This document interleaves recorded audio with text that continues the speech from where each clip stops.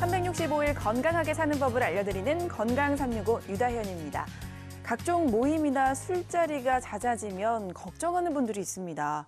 바로 간이 안 좋은 사람들인데요. 술 좋아하면 간이 나빠진다. 술을 많이 마시면 간암이 걸린다.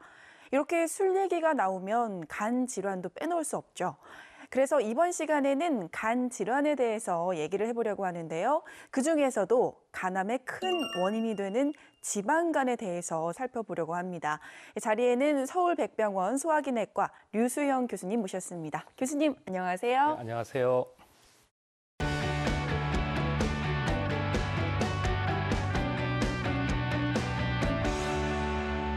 교수님, 보통 이제 지방간이 있다라고 하면 뭐 복부에 살이 찌거나 아니면 술을 많이 마셔서 생긴다라고 이렇게 생각을 하게 되는데요. 네. 정확히 지방간이 뭔가요?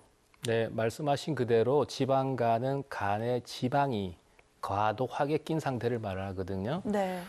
정확하게 원인을 짚으셨습니다만 두 가지 큰 원인이 있습니다. 술을 많이 마셔서 오는 알코올성 지방간이 하나고요. 네. 또 하나는 술을 거의 마시지 않거나 마셔도 아주 소량만 마시는데 살이 찌다든지 아니면 당뇨병이 있다든지 고지혈증 등의 어떤 대사증후군이 있어서 그게 따라서 동반되는 비알코올성 지방간 두 가지로 나눌 수가 있습니다. 그러니까 알코올성과 비알코올성 지방간 이렇게 나뉜다고 얘기를 해주셨는데 네. 그럼 이제 앞서 얘기하신 것처럼 술을 많이 마시면 지방간이 생긴다라는 말이 사실이네요. 맞습니다. 술을 과도하게 오랫동안 많이 마시게 되면은 그 알코올 자체가 지방 대사에 영향을 주어서 간 세포 내에 지방이 이제 끼게 되는 것이고요. 네. 그것을 또 방치하고 과도하게 계속해서 술을 드시게 되면은 점차 진행이 되어서 또 염증을 유발하기 때문에 알코올성 간염, 또 그것을 또 방치하게 되면은 간이 딱딱하게 굳어지는 알코올성 간경변증, 간경화라고도 하기도 합니다만 또 더 진행을 하게 되면은 일부에서는 간암도 발생을 할 수 있으니까 굉장히 무서운 질환이 되겠습니다. 네. 근데 이 술을 도대체 어느 정도 마셔야 이 지방간이라는 게 생기는 건가요? 통상 술을 얼마를 많이 마셔야 지방간이 온다라는 뭐 데이터는 여러 가지가 있습니다만은 대체적으로 남자 같은 경우는 네. 일주일에 소주를 예를 들면 3병 이상, 3병 이상. 여자분 같은 경우는 일주일에 2병 이상을 장기간 오래 드시면 대부분에서 지방간이 오는 것으로 지금 알려져 있는데요. 그렇다고 해서 술을 드신다고 해서 모두가 다 간 손상이 오는 것은 아닙니다. 주위에도 보면 술을 굉장히 많이 드시지만 간 건강이 좋으신 분들도 일부 있거든요. 네. 그래서 이 유전적인 요인도 상당하고 개인차도 상당히 크고 남녀 성별에도 차이가 많습니다. 그럼 이게 뭐 꼭 술을 마셔야 생기는 것도 아니고 아까 얘기하신 것처럼 비알코올성 얘기하셨잖아요. 네. 근데 술을 안 마셔도 생기는 경우에는 네. 이게 왜 생기는 건가요? 뭐 식습관에 영향이 있다든지 그런 건가요? 네. 술을 안 마셔도 올 수 있는 비알코올성 지방간은 저희가 이제 많이 동반되는 질환이 이제 복부 비만이라든지 당뇨병, 고지혈증 같은 이제 성인병을 많이 동반하게 되는데 대사증후군의 한 양상으로 나타난 것으로 저희가 생각을 하고 있습니다. 그래서 네. 몸속에 있는 그 과도한 지방 성분이 뱃살에도 끼지만 간 세포 내에도 이제 과다하게 끼었을 때 그때를 저희가 비알코올성 지방간이라고 하는데 예전에는 이 비알코올성 지방간의 예후를 잘 몰랐었습니다만은 최근에는 이 중에 일부는 방치하게 되면은 지방 간염 또 심지어는 간경변증, 간암으로도 발생한다고 알려져 있기 때문에 굉장히 주목을 받고 있는 그런 질환입니다. 네. 그럼 교수님, 이 지방간이 진행이 어떻게 되는지 그 진행 경과도 한번 알려주시겠어요? 네. 왼쪽에 보시는 게 정상의 간이고요. 간은 우측 갈비뼈 아래 보호를 받고 있습니다. 네. 이게 간이 위치를 어디인지를 모르시는 분도 있는데 정상은 갈비뼈에 의해서 보호를 받고 있기 때문에 만져지지를 않고 있고요. 간이 이제 지방이 끼인다든지 해서 커지게 되면은 이제 배 밖으로 나와서 만져지게 되는 것이죠. 지금 바로 옆에 게 이제 지방간인데 간 세포 내에 이제 지방이 과도하게 낀 상태를 말합니다. 간에도 일부 지방이 좀 있을 수 있는데 네. 전체 간 무게의 5% 이상을 지방이 차지하게 되면 그걸 지방간이라고 하죠. 그럼 지방이 끼게 되면 간 색깔이 이제 붉으스름한 색깔이 아니고 노란색이에요. 약간 누리끼리 하다 그럴까요? 네. 노란색으로 이제 변하게 되는데 가장 쉬운 예를 들면은 이제 푸아그라라고 들어보셨잖아요. 네. 오리나 고기의 지방간을 이제 푸아그라라 그러는데 그 색깔이 그런 그 지방간 색깔처럼. 색깔이 되겠습니다. 지방간 전체가 진행을 해서 간 경변이 되는 건 아니고요. 이 중에 한 10 내지 20%가 단순 지방증이 아니고 지방 간염이 있는데 네. 이 지방 간염은 계속 방치를 하게 되면 염증이 계속 심해지겠죠. 그러면 간 세포는 재생이 좋기 때문에 간 세포의 파괴와 재생이 계속 반복이 일어나게 됩니다. 그러면 간 자체가 섬유질로 대체되어서 딱딱하게 굳어지거든요. 이렇게 딱딱해져요? 딱딱해지죠. 그러면 맨 왼쪽에 말랑말랑하게 보이는 그 간이 중간에 있는 간경변증이라고 표시하는 그림처럼 딱딱해져입니다. 표면도 우둘투둘해지죠. 그러면 일견 보기에도 제대로 된 간 기능을 할 수도 없을 뿐만 아니라 간이 딱딱해져 버렸기 때문에 간을 통해 유입되어서 심장으로 들어가야 될 피들이 간으로 들어오지 못하고 다른 쪽으로 돌아서 이제 심장으로 들어가게 되는데 그럼으로 인해서 간은 화학 공장이라 할 정도로 하는 일이 많거든요. 간에서 이제 대사가 되지 않고 바로 이제 머리로 이제 불순물들이 올라가게 되면은 간성 혼술을 일으킨다든지 또는 식도 쪽으로 혈류가 많이 쏠리다 보면은 위식도 정맥류 출혈을 일으킨다든지 또는 복수를 유발한다든지 등등의 합병증을 많이 유발하는 게 문제가 되고요.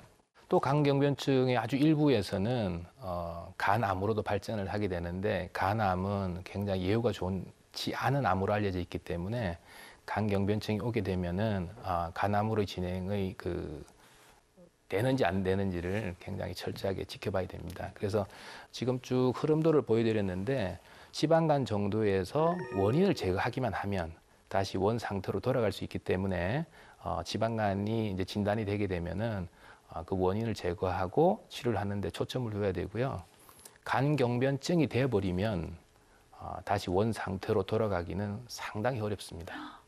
그렇군요. 네, 그러니까 이제 지방간이 심하면 간암까지 갈 이제 수도 진행을 있다. 시킬 수가 있는 네. 그런 병인데요. 네. 근데 아까 이제 비알코올성 것도 얘기하셨잖아요. 네. 근데 우리나라의 환자가 어느 정도나 되나요? 최근에는 굉장히 비알코올성 지방간 환자의 그 비율이 많아졌는데요. 네. 어떤 그 병원의 보고에 의하면은 저희 건강검진을 많이 하지 않습니까? 네. 건강검진을 하시는 분의 약 30%가 지방간 환자더라. 30%나요? 네. 그러면 10명 중에 3명이니까요. 네. 상당히 많은 지방간이죠. 근데 그 지방간 있는 분들의 약 10 내지 20%는 단순 지방증이 아닌 염증까지 겹쳐져 있는 지방 간염 환자이거든요. 그 문제는 단순 지방만 껴 있는 경우는 간 경변증이나 간암으로 잘 진행이 안 하지만 아까 말씀드린 10 내지 20%의 지방 간염 환자는 네. 염증이 지속되면은 아까 말씀드린 것처럼 간 경변증이나 간암으로 발생하기 때문에 문제가 되죠. 전체 비율을 놓고 보면 아직도 알코올성 지방간이 많은 비율을 차지하고 있습니다만은 전체로 놓고 보면은 비알코올성 지방간 환자도 상당히 증가되어서 지금은 비알코올성 지방간 환자가 알코올성 지방간을 앞지르고 있는 그런 상태입니다. 그 정도예요. 비율이 네, 오히려 네. 비알코올성 환자가 더 더 많다. 많군요. 네. 네, 그러니까 술을 뭐 단 한 방울도 마시지 않는 분들이라도 이 경각심을 가져야 할 것 같은데요. 그럼 이 내가 비알코올성 지방간인지 아닌지 어떻게 알 수 있을까요? 좀 알려주세요. 네. 외식이 자꾸 기름진 음식을 좋아한다, 가체중이다, 앉아있는 시간이 길다, 허벅지가 유난히 얇다, 그리고 약물을 장기 복용한 적이 있다. 이 5가지가 있는 경우는 일견 봐도 복부 비만을 유발할 수 있는 그런 사항들이거든요. 네.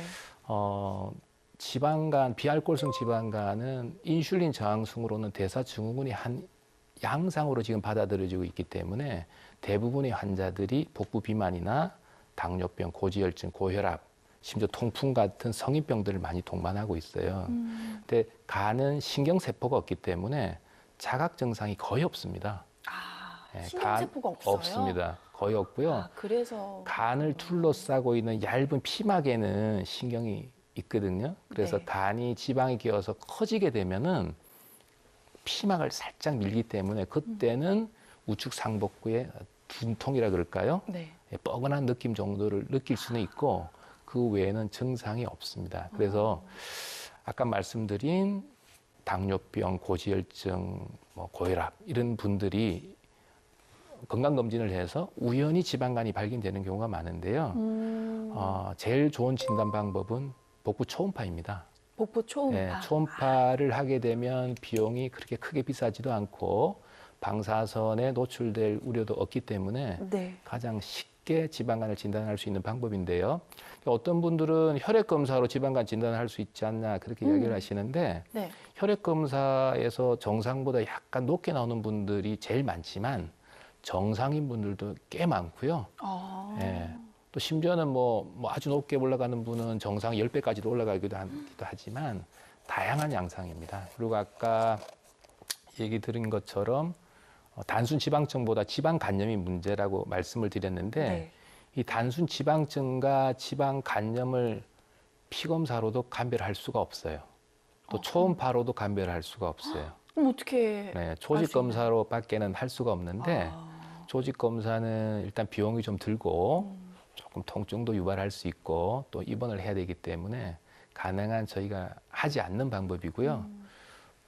지방간 환자분들이 오시면 선생님 지방간이 있습니다 이러면 대부분은 아까 말씀드린 단순 지방증으로 받아들이시고 네. 별다른 노력을 안 기르시는데 저희는 이제 지방 간염이 있다라고 생각하시고 그렇게 체중 감량을 하세요, 약을 드세요 이렇게 말씀을 드리고 있습니다. 뭐 사실 뭐 혈액이 정상이어도 지방간이 있을 수 있고 네. 초음파로는 그가 제일 좋은 이제 방법이죠. 가장 좋은 방법인데 네. 이제 더 심하면 이제 조직 검사까지 조직 검사를 하면 가장 그게 정확한 진단법이 방법이 되고 진행이 가능한 지방 간염과 단순 지방증을 감별할 수 있는 제일 좋은 방법이지만 입원을 해야 되고 약간 통증을 수반할 수 있고 비용이 많이 든다는 것 때문에 최후의 방법으로 저희는 선택을 하고 있습니다. 네. 그러니까 정말 이게 알기가 쉽지가 않네요. 네. 그럼 이제 마지막으로요. 간 건강 관리에 대해서 좀 여쭤볼까 하는데요. 네. 보통 우리가 몸이 아프면 네. 잘 먹고 잘 쉬어야 된다 이렇게 얘기를 하잖아요. 근데 이 지방간의 경우에는 그렇게 하면 오히려 더 악화가 될 수 있다고 하는데 이건 무슨 네. 얘기죠?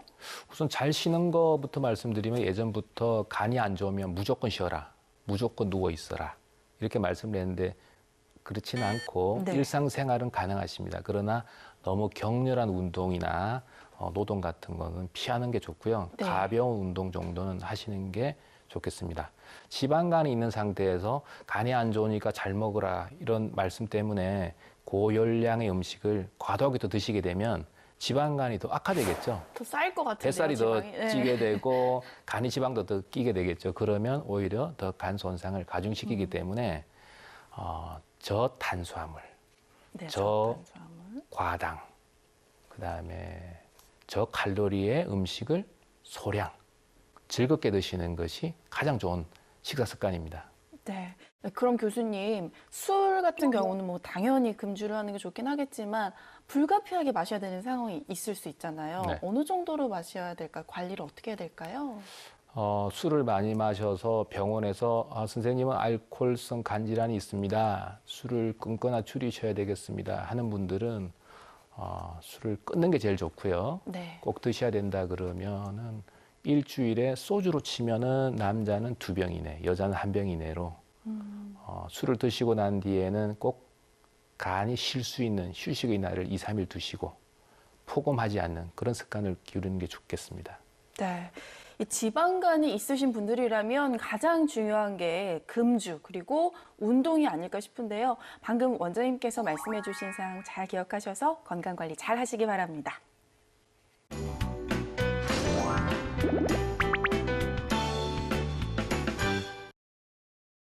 이번엔 이것이 궁금하다 시간입니다. 지방간에 대한 궁금증을 모아봤는데요. 먼저 첫 번째입니다. 자, 간 기능이 정상인 지방간도 있다. 뭐 지방간이 있으면 아무래도 간 기능에 이상이 있어서 그러지 않나 싶은데요. 이거 정답이 뭔가요? 정답은 예, O인가요? O 맞습니다. O. 네. 정상일 때도 이게 지방간이 지방간이 있습니다. 왜요? 네. 지방간이 있으면 간 기능 검사를 해보면 정상보다 조금 올라가 있는 경우가 흔하고요. 심지어는 정상의 10배 이상 올라가는 경우도 있습니다. 이럴 때는 네. 간이 안 좋겠군요. 지방간이 있지 않을까 이렇게 쉽게 예상할 수 있는데 간 기능이 정상인 경우도 상당히 많습니다. 그래서 제일 좋은 진단 방법은 혈액 검사라기보다는 복부 초음파를 해서 간에 지방이 끼어 있는지를 보는 건데요. 복부 초음파를 해보면 간에 지방이 끼게 되면 간이 하얗게 색깔이 변해 있는 것을 알 수가 있습니다. 네, 알겠습니다. 다음 질문도 볼게요. 갱년기 여성에게 지방간이 잘 생긴다. 갱년기 여성이라고 하니까 뭔가 호르몬이랑 관련이 있지 않나 싶은데요. 이거는 정답이 뭔가요? 네, 이것도 O. O입니다. 네. 네, 왜 그런가요? 이건 정확하게 밝혀져 있지는 않지만 폐경기 여성에서 폐경 전보다 지방간 환자의 수가 훨씬 증가하고 네. 그다음에 초경이 좀 빠른 여성분의 경우 성인이 되면 지방간 질환이 많이 발생한다는 보고도 있고 또 폐경이 되어서 여성 호르몬이 부족한 상태가 오래 지속되게 되게 되면은 지방간염에 의한 섬유화 그 섬유화나 염증 정도를 더욱 악화시킨다는 그런 최근의 보고도 있어서 아마도 여성 호르몬이 지방간의 발생과 진행 정도에 아주 밀접한 영향을 미치고 있을 것이라 저희들은 생각하고 있습니다. 네. 그러니까 여성 호르몬이 이 지방간의 뭐 진행 과정이나 이게 관련이 있다라고 얘기를 네. 해주셨고요. 마지막 질문입니다. 갑자기 살을 빼면 지방간이 악화한다. 아무래도 이제 살을 무리하게 빼게 되면 몸도 무리를 하니까 그러지 않을까 싶은데요. 정답은요? 네, 이거 역시 O입니다. O입니다. 맞군요. 자세히 설명을 해주시죠. 네, 이 세 번째 문제는 상당히 이제 중요한 문제인데요. 네. 지방간이 있으면 저희가 제일 먼저 권하는 게 체중 감량을 하세요입니다. 체중 감량의 두 핵심은 운동하고 이제 식이 조절이겠죠. 네. 젊은 분들은 운동을 해서 또는 식이 조절해서 살을 빼오세요 그러면 한 달 뒤에 10kg를 빼오시는 분들도 있어요. 너무 많이 빼는 거죠. 근데 그렇게 빼게 되면은 간 손상이 더 악화될 수 있어요. 한 보고에 의하면 지방간 환자들을 대상으로 이제 임상 실험을 했는데 너무 과도하게 살을 뺀 분, 아까 앞에 분처럼 네. 그런 분들은 한 25%에서 지방간의 염증이 더 악화되더라. 그럼 어떻게 빼야 되느냐? 자기 체중의 10%. 예를 들어 70kg인 분들은 7kg가 되겠죠. 네. 이 10%를 6개월에 걸쳐서 천천히 빼야 도움이 되고요. 장기간으로. 그렇다고 너무 적게 빼면 뭐 2%만 뺐어요, 3%만 뺐어요 이러면은 지방간 개선에 도움이 되지 않습니다. 네, 맞아요. 뭐 다이어트 할 때도 급격하게 다이어트를 하면 요요 현상이 그렇죠. 오듯이 네네. 운동과 또 식습관, 식이 조절을 잘 네, 해야 되는군요. 서서히 빼는 게 제일 중요하다. 네. 네. 뭐든지 과유불급이라는 이런 말이 있잖아요. 살을 빼는 것도 건강 상태에 맞게 적당히 빼야 된다는 점 짚어주셨습니다. 교수님, 오늘 나와주셔서 감사합니다. 네, 감사합니다.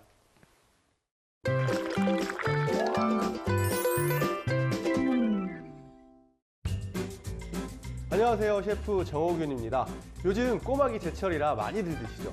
이 꼬막에는 바로 간세포 재생을 돕는 해독물질인 베타인이 많이 들어있어서 지방간 예방에 좋다고 합니다. 그래서 준비했습니다. 맛과 건강을 동시에 챙길 수 있는 꼬막을 이용한 맛있는 무침, 지금 바로 시작해 보겠습니다.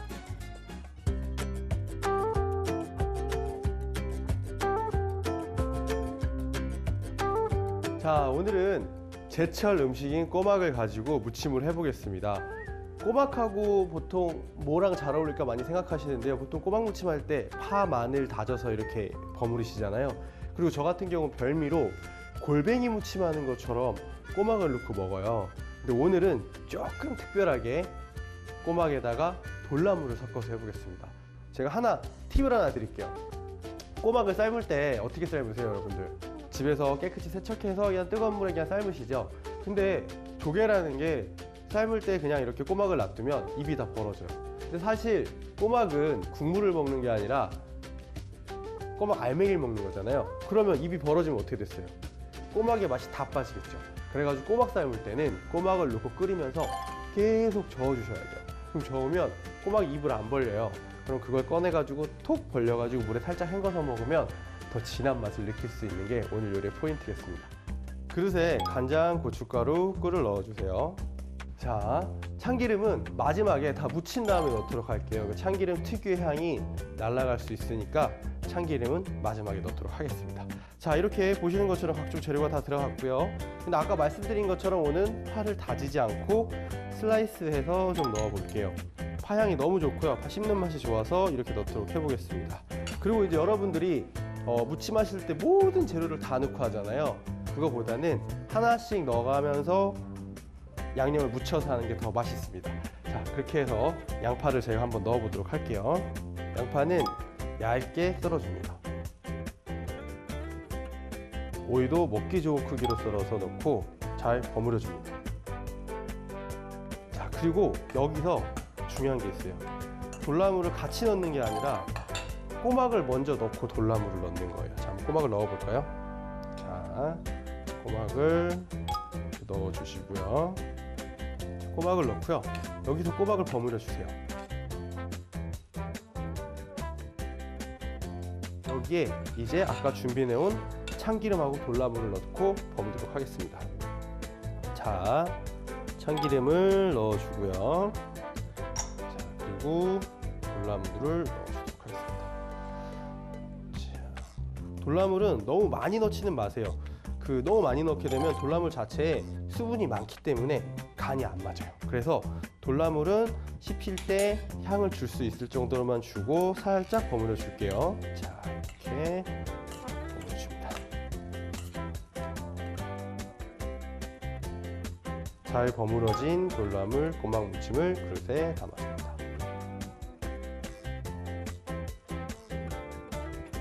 자, 이렇게 해서 간단하지만 한 끼 반찬으로도 손색 없고 한 끼 술안주로도 손색 없는 돌나물 꼬막 무침을 만들어 보았습니다.